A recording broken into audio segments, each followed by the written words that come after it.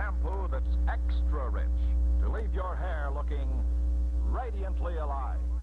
And Crest toothpaste with Fluorostan. And now here he is, Mr. This Is Your Life himself, Ralph Edwards.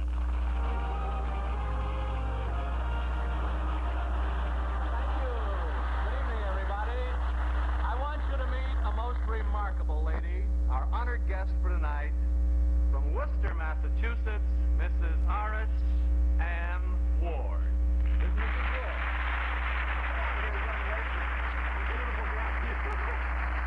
We'll stand here just for a moment. Good evening, Miss Ward. Good evening, Mr. My name is Edwards. Now, Mrs. Ward, I'm sure that our audience would be interested in knowing.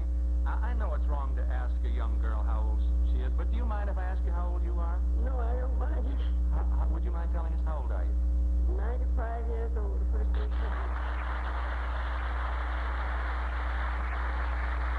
95 years young. You were born into slavery while Abraham Lincoln was president. Yes, second year of war. As a matter of fact, you've 1962. right. You've lived through the administrations of half the presidents of the United States. This is one of the times we have told our subject about recreating her life, ladies and gentlemen. But Mrs. Ward does not know who's to appear on our stage here. So come along and sit down, Mrs. Ward. You sit right over there on that sofa. Your multitude of friends in Worcester call you Grandma Ward. Do you suppose it'd be wrong if I called you Grandma Ward? Sit here now.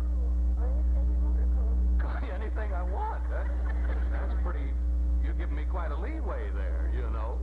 All right. How did you make the trip out here from Worcester, Grandma Ward? On an airplane. This was your very first trip in an airplane. First trip, you know. It was all right, but I couldn't hear when I got off the airplane. I couldn't hear nothing. Oh, you couldn't, huh? That changed in a few minutes, didn't it? Oh, yes. Yes, because make TWA happy. You insisted on flying, but an adventurous spirit at the age of 95, eh? Now, we got a little stool for you to put your feet under. Here, not that you need it, but it might be a little tall, this bench. We learned about you, Grandma Ward, through a letter written to This Is Your Life. We like to do the lives of the people who are written into us. But this was written in by one of your neighbors who lives in the same housing project, the Great Brook Valley Gardens in Worcester. And here is that admiring neighbor, Mrs. Vera Teichmuller. Here is Vera Teichmuller. Come, you sit here, Mrs. Teichmuller. This is the first of many surprises for you, Grandma Ward. Why, I'm so surprised. Mrs. Teichmuller, in your letter, you told us how much Grandma Ward does for her neighbors. Now, why are you grateful to her? Mr. Edwards, I was operated on for cancer, and I had lost everything I had in the flood, even a decorating business. So Grandma always helps me and comforts me, and she says, when I go to her, she always tells me, Vera, you have forgotten how to pray right. Now you just take your troubles to the Lord and leave them there. And after that, I feel real good, huh? I feel better again. A seedling planted so many years ago is at 95 a vigorous tree giving freely its fruits of wisdom. In a few moments, we will relive the life of Mrs. Iris Ann Ward, born a year before the Battle of Gettysburg, and when this country had but 34 states. Meanwhile, here's exciting news from Liquid Prel for all you women who want hair that's radiantly alive.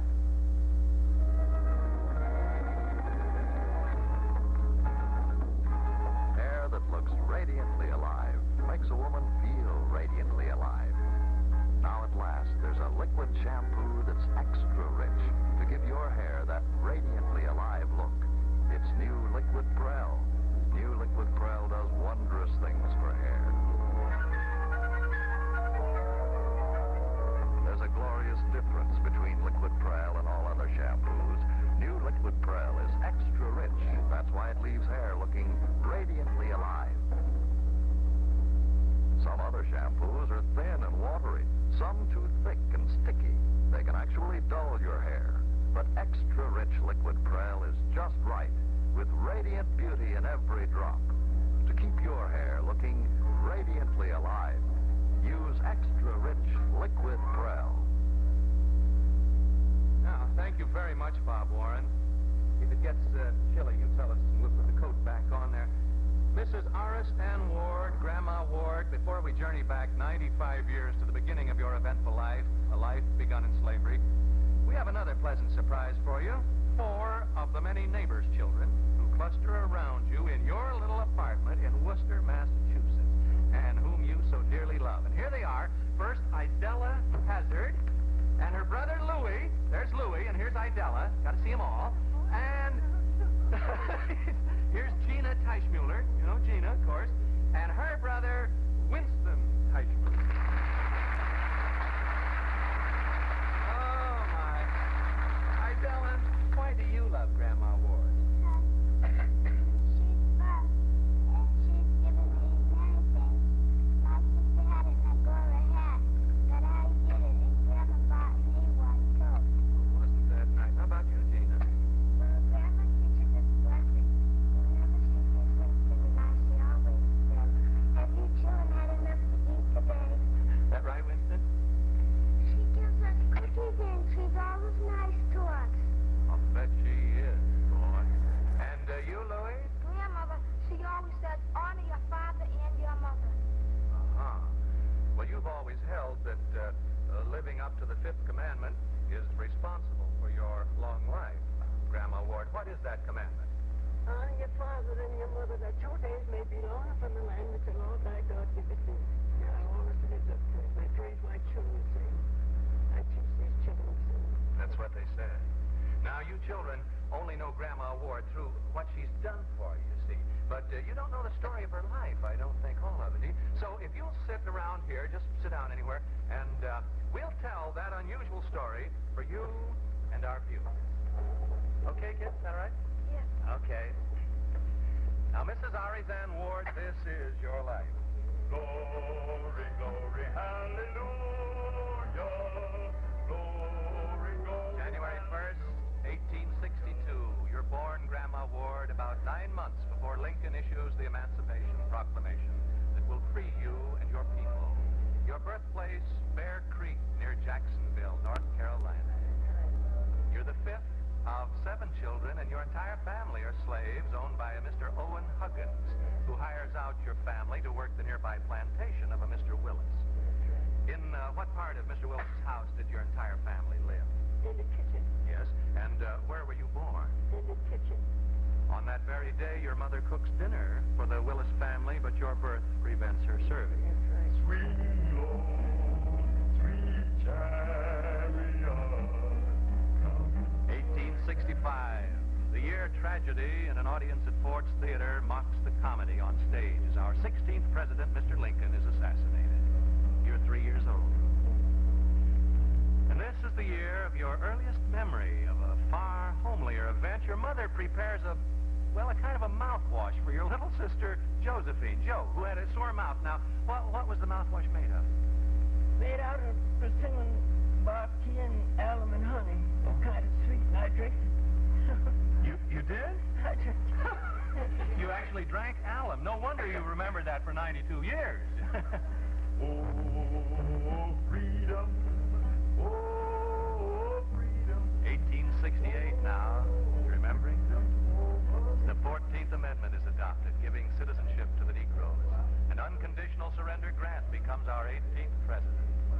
Although your family is no longer in slavery, they still work on the Willis plantation, and you go to school for a single term. Now, what did you learn at school, Grandma Ward? Well, One thing in particular, you remember?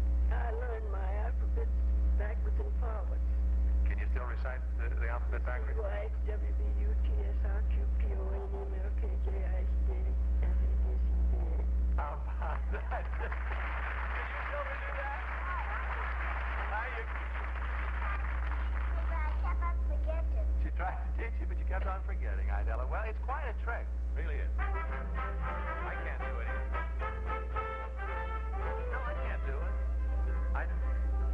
I'm going to have to practice. You teach me, okay? Z, Y, I don't know. It's all a part. Y, X, W, B, All right. T, S, R, Q, P, O, N, E, M, L, K, J, I, H, K, F, E, D, C, B, A. Oh, now I got it. Now. 1870, you're 8 years old when the South mourns the death of a gallant American, Robert E. Lee. In York. That same year, construction begins on the Brooklyn Bridge. And that same year, you snitch something for the first and last time in your entire life. Not the Brooklyn Bridge. You kind of... here to surprise you and tell us about that are two of your 8 surviving children, Jack and Helen. Jack Ward and Mrs. Helen Howard. Here's Jack.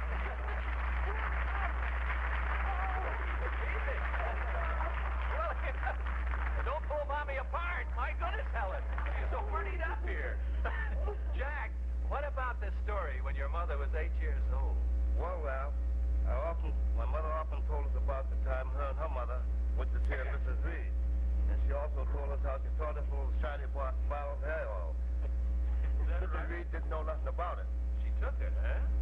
What That's happened? what she said. What happened to you, Grandma Ward, when your mother found out you'd taken that shiny hair oil? But you got some peachy with like with me to death. I never forgot it from that day to this. I never touched nothing else that don't belong to me. But that's what's been settled me for life. And I Miss- teach it to my children. Yes. I was going to say, Mrs. Howard, Helen, was your mother strict with you and your brothers and sisters? Yes, Ma used kindness, Mr. Edwards, and she also used those French fishes. And I'll tell you one thing, none of our children has gotten any trouble. I should say not. Thank you, Helen Howard and Jack Ward. Jack, you're with the YMCA in Worcester, Massachusetts. That's right, Val. That's wonderful. You'll see Mother a little later.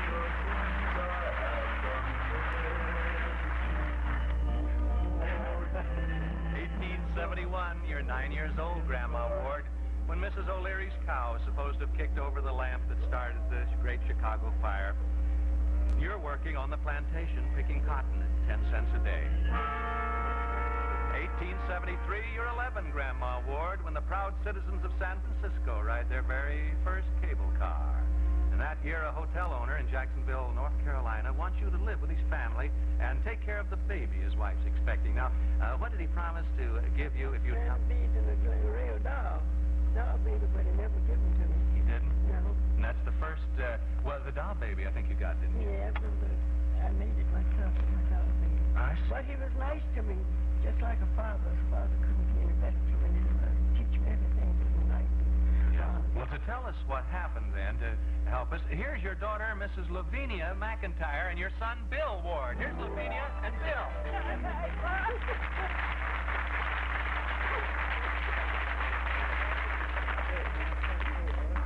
What else did this hotel owner promise your mother, Lavinia, Mrs. McIntyre? He promised Mama that he would give her education. He treated her in every way as a member of his own family, but he wouldn't let her go to school. So when Mom was 16 in 1878, she returned to her home and went to school for 2 more years and learned to read and write. Thank you, Mrs. Lavinia McIntyre and Bill Ward of the Thompson Wire Company in Worcester. Okay. Walking in the light. 1879. This year, Edison perfects the electric light. 8 days before your 18th birthday, you marry William Henry Ward, a former slave you've known since childhood. A marriage that's to lead to 18 children, 8 of whom are still alive. Are you youngsters learning a lot about Grandma Ward that you didn't know? Huh? You thought it was all just giving out cookies and playing with you and all that, didn't you? Well, don't go away, you kiddies. You stick around. We have lots more to tell about Grandma Ward. But right now, let's all look in on this surprising scene.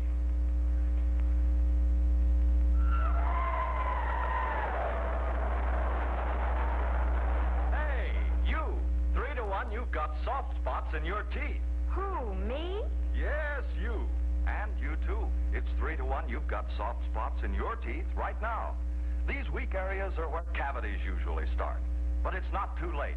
Change to Crest, the toothpaste that stops soft spots from turning into cavities. Watch. Decay often begins in tiny soft spots that regular toothpastes pass by.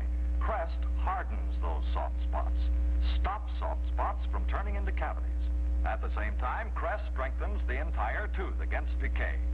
That's because of Crest's own special fluoride called Fluorostan. And flavor, Crest tastes wonderful, brightens your teeth, keeps your breath fresh and sweet all day. So start your family brushing regularly with Crest. the toothpaste that stops soft spots from turning into cavities. Thank you very much, Bob Warren. Now back to This Is Your Life, Mrs. Horace Ann Ward, former slave, now beloved citizen of Worcester, Massachusetts. Jesus loves me, this I know, for the Bible tells me so. 1880. You're 18, Grandma Ward. The year President Garfield is assassinated, and on October 22nd, your first child is born, James Abraham Garfield Ward. Besides doing your own housework and bringing up your children, you work in a cotton field alongside your husband. And you do more than just raise the cotton. What else did you do with the cotton, Grandma Ward? Well, I raised the cotton and picked the seed out of it and caught it and spin it and wove it in the loom and made my husband's working clothes with cotton. 1883. You're 21 years old, Grandma Ward. 1 year before the cornerstone of the Statue of Liberty is laid. And you undergo a tragic experience. And here to help us tell about this is your youngest surviving daughter, Mrs. Irene Basie. Here's Irene.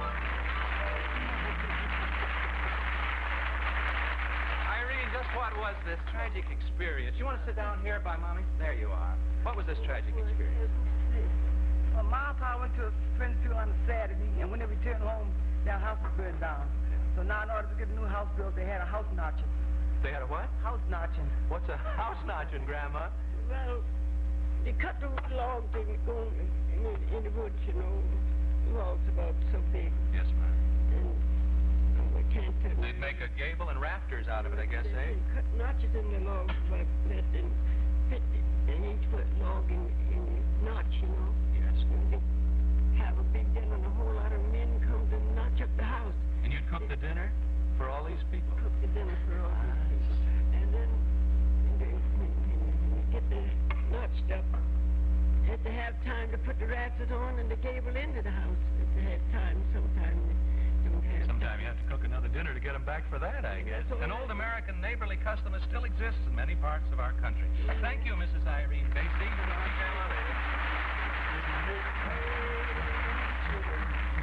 Rain, oh my Lord.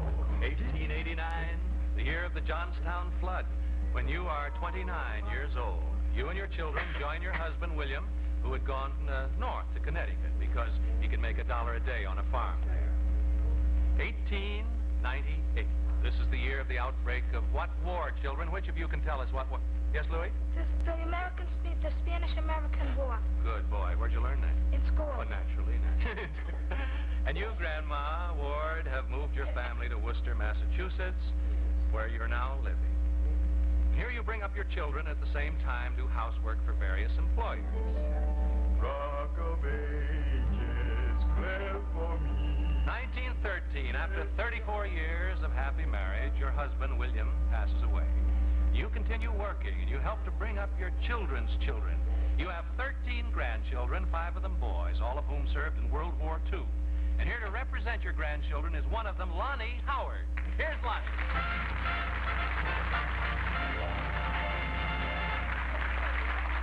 Your grandmother... Why did Louis take two children? Yeah, we here. Your grandmother had a great influence on your life, didn't she, Lonnie? Yeah, she did, Ralph. My mother and father were in show business, and Grandma helped raise me. They were away a lot. She taught me how to cook. She also told me to honor my mother and my father. And so when I went into the army, I became a cook. I was with the quartermaster. 22nd Quartermaster. 22nd Good, were you? quartermaster. And you also saw considerable combat in North Africa, Italy, and Germany, winning 5 battle stars, a worthy descendant of this wonderful lady. Thank you, Lonnie Howard. Now with Sears Roebuck in Worcester. Thank you.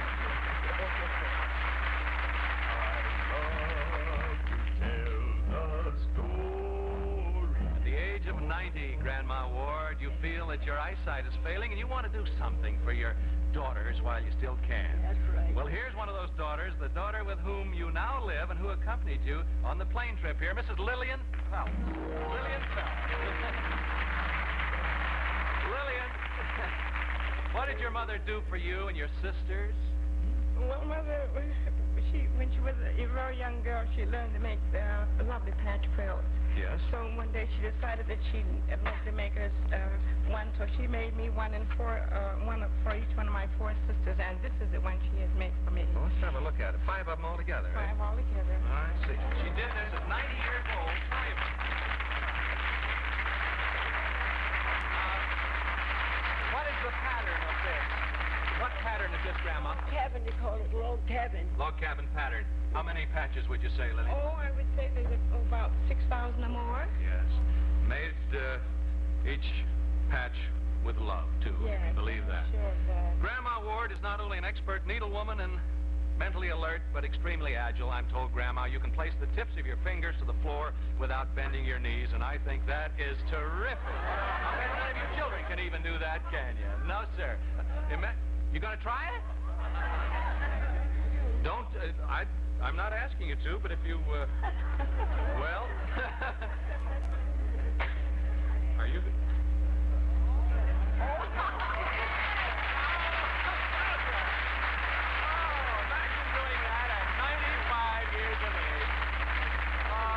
Lillian, you have a wonderful mother. Thank you very much. Oh, my. Grandma Ward, you're now 95 years young, and youth is grateful to you.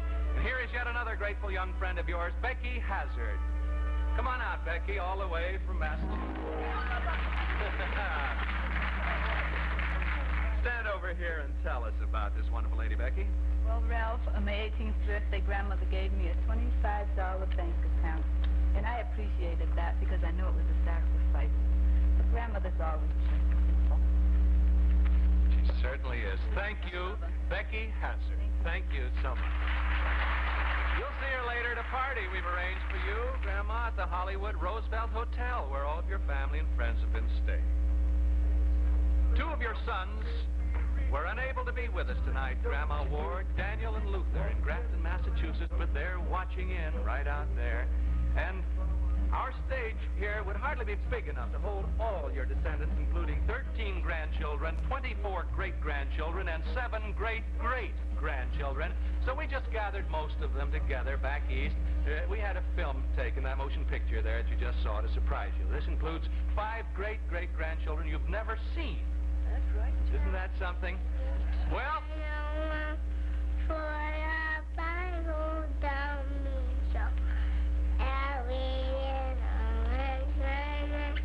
That's the voice of one of those great-great-grandchildren you've never seen, singing one of your favorite hymns. 2-year-old Gary Parker and his mother, your great-granddaughter Vivian Parker. Here's Gary. Listen here. This is your great-great-granddaughter whom you've never seen. This is Vivian. And this is Gary. Come on, sit over here by Grandma. Do we say Grandma or great-great or great-great-great-great-grandma? We don't know. Gary, you can really sing, boy. Idella, you move back, honey, and let Vivian in there, would you? Miss Parker, you sit down. And I understand he can recite the alphabet? And he can also sing, then, says the alphabet, too. But not backwards, I'll bet you. Well, children, you've certainly learned a lot. You didn't know about your good friend and neighbor, Grandma Ward, haven't you, eh? All right. Now, out of the strife of the war between the states, you've seen this nation welded into the greatest power, Grandma Ward, the greatest power for peace our world has ever known. You've seen countless millions from the oppressed lands across the sea find refuge and opportunity in America. You've seen the population of the United States grow from some 32 million to, well, at the time of your birth, that was, to 170 million now. You've seen the living wage of your neighbors rise from 10 cents a day to a minimum of $1 an hour. You've been a part of this vast panorama of change, from the horse and buggy age to the jet age. And through your own goodness and kindness, you have helped make America great. This is your wife, Mrs. Iris Ann Ward. Now, in a moment, you're going to see what lies ahead of you. Right now, you kind of relax here. Let her breathe for a minute here, kiddies. While we show all the gals watching how to look their exciting best any season of the year with Liquid Prel shampoo. Wouldn't you love radiantly alive-looking hair? Spring blossom fresh and fragrant, and so sweetly clean.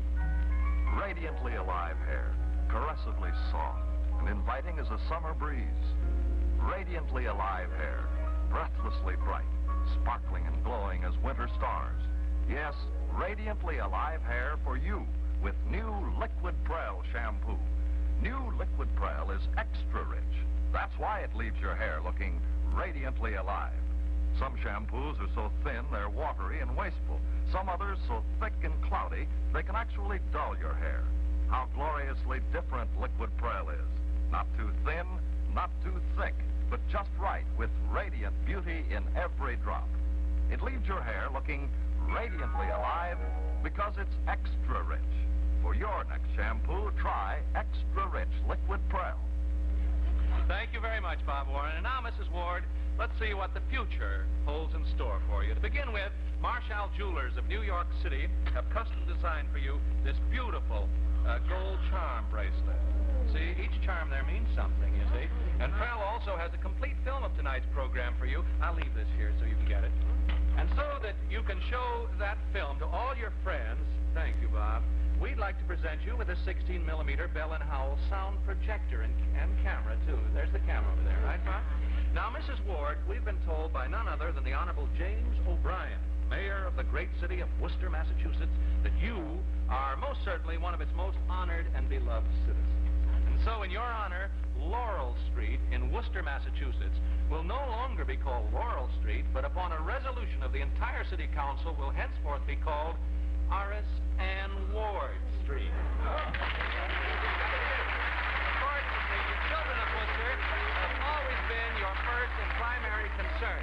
Now, the new playground in the Great Brook Valley Gardens will henceforth be known as the Horace Ann Ward Playground, too, as a lasting tribute to your kindness and understanding and love of children. And to help provide the much-needed equipment for this playground, our sponsor, Prel Shampoo, together with Mr. Don R. Grimes, president of the more than 6,000 IGA food stores from coast to coast throughout the United States and Canada, as part of IGA's Community Builder program, are sending a check in the amount of $1,000 to Mayor O'Brien for this equipment for your playground for these children. As a personal gift to you, Prel would like to replace your 7-year-old antiquated television set with this brand new, magnificent Magnavox color television set, a masterpiece of beauty, performance, design, because it's a Magnavox.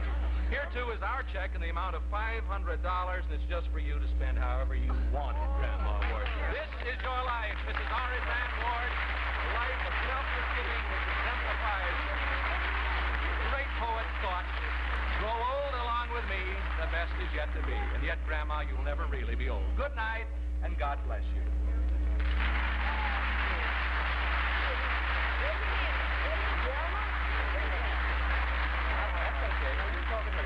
Our guests were flown here by TWA, Trans World Airlines, who now fly the newest and most luxurious airplane in the skies. Fly the finest. Fly TWA Super G Constellation. Ladies and gentlemen, I know that none of you will want to miss next week's show because it's someone you all know and love. It's the story of an American farm boy who couldn't even talk our language and who, through determination and talent, has won a secure place in the hearts of all of us. Next week, then.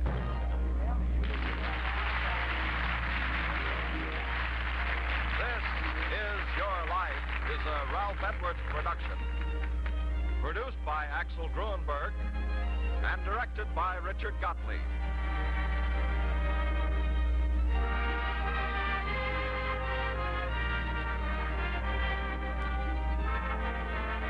This Is Your Life has been presented by Crest Toothpaste with Fluorestan and by new Liquid Prel, the shampoo that's extra rich to leave your hair looking radiantly alive. Be sure to watch the Loretta Young Show next Sunday night over most of these same stations.